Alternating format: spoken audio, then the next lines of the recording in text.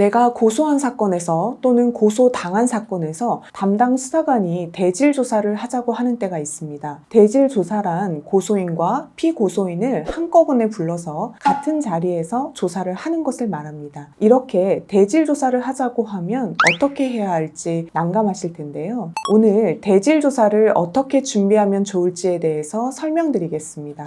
대질 조사는 고소인의 진술과 피고소인의 진술이 다른 경우에 합니다. 고소인이 고소장을 제출하고 나서 고소인에 대한 조사를 먼저 하고 피고소인에 대한 조사를 하는데요. 고소인이 진술한 내용에 대해 피고소인이 모두 인정한다면 굳이 대질 조사를 할 필요가 없겠지요. 따라서 고소인과 피고소인의 진술이 서로 다른 경우에 하게 됩니다. 또한 이와 관련된 객관적인 증거가 없는 경우입니다. 고소인이나 피고소인이 주장하는 내용에 대하여 진실을 확인할 수 있는 객관적인 증거가 있는 경우라면 그 증거에 따라 판단하면 될 것이지 대질 조사를 할 필요가 없겠지요. 즉 고소인과 피고소인의 진술 내용이 서로 다른데 누구 말이 진실인지 확인할 수 있는 객관적인 증거가 없어서 수사기관에서 누구 말이 진실인지 판단하기 어려운 경우에 하는 것입니다. 따라서 대질 조사를 하자는 말을 들었을 경우 고소인이라면 내가 고소한 내용에 대해 피고소인이 인정하지 않고 있고 수사관도 이에 대한 판단을 못하고 있구나 생각하면 되는 것이고 어떤 것들을 추가로 진술하면 좋을지 추가 객관적인 증거 자료가 없는지 고민해 봐야 하는 것이고 피고소인의 입장에서도 내가 주장한 내용에 대해 수사관이 어떻게 판단해야 할지 고민하고 있구나 생각하고 이에 대해 어떻게 진술하면 좋을지 추가 자료가 없는지 고민해 봐야 하는 것입니다. 대질 조사는 의무는 아닙니다. 특히 성범죄 사건의 경우에는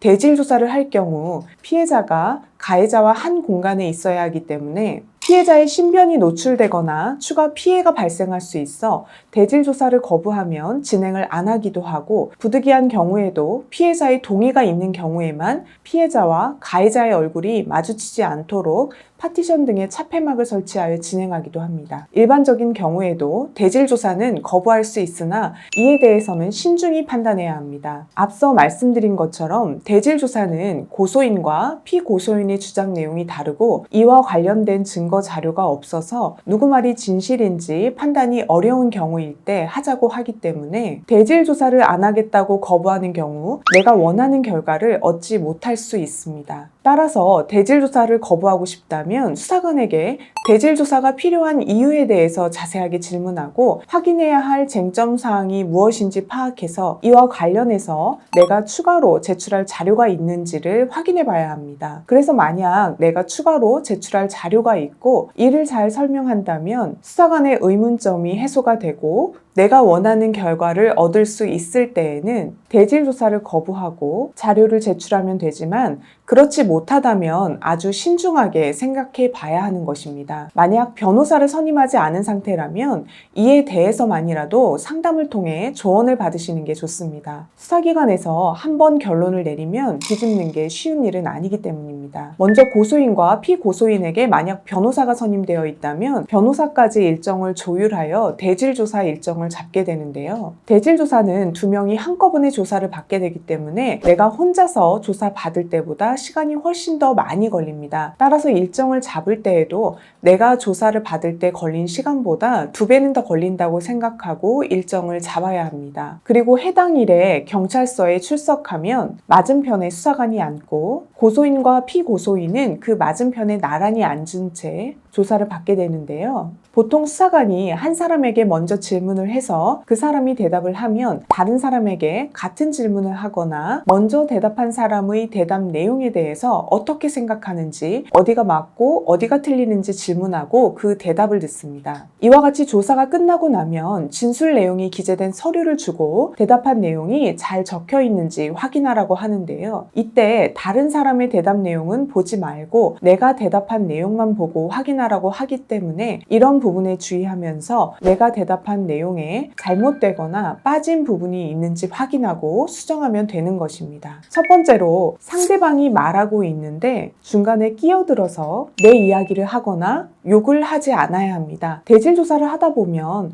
상대방이 나와 다른 얘기를 하면 흥분해서 욕을 하거나 내 이야기를 하는 경우들이 있는데 이러면 수사관에게 안 좋은 인상만 남기게 됩니다. 분명히 내가 이야기할 순서가 주어지기 때문에 기다렸다가 내 순서에 이야기하는 것이 좋습니다. 두 번째로 상대방이 거짓말을 한다며 상대방의 말을 중단시키지 않아야 합니다. 상대방이 거짓말을 하는 경우 이를 기다렸다가 내 순서가 왔을 때 이를 차분하게 반박하거나 아니면 대질조사 이후에 증거자료를 첨부하여 반박하는 의견서를 제출한다면 상대방 진술의 신빙성은 떨어지고 그 진술뿐 아니라 다른 진술에 대해서도 의심을 받게 됩니다. 따라서 굳이 중단을 시켜서 상대방에게 본인의 진술을 수정할 수 있는 기회를 주기보다는 상대방의 진술은 그대로 두고 그 이후에 반박 대응하는 편이 훨씬 도움이 되는 것입니다. 세 번째로 상대방의 대답 내용을 메모해 와야 합니다. 우리가 수사 단계에서는 상대방의 진술 조서를 볼 수가 없고 대질 조사를 한 이후에도 조서에 대해 정보 공개 청구를 하면 상대방이 진술한 부분은 하얀색으로 가리고 내가 진술한 부분만 볼 수 있도록 해서 줍니다. 따라서 대질 조사를 받으면서 상대방의 진술 내용을 메모해서 와야 대질 조사 이후에 이에 대한 반박하는 내용과 관련 증거 자료를 정리해서 제출할 수가 있는 것입니다. 그런데 대질 조사를 하게 되면 상대방이 내 앞에서 거짓말을 하니 흥분을 많이 하게 되고 정신이 없기 때문에 메모를 하는 게 쉽지는 않습니다. 이런 경우에는 동석한 변호사가 필요한 부분을 메모해서 오고 이후 논의를 한 후에 반박 의견서를 제출할 수 있기 때문에 이런 부분을 도움받을 수 있습니다. 오늘 대질 조사와 관련해서 설명을 드렸는데요. 이와 관련해서 도움이 필요하시면 상담 전화로 문의 주세요.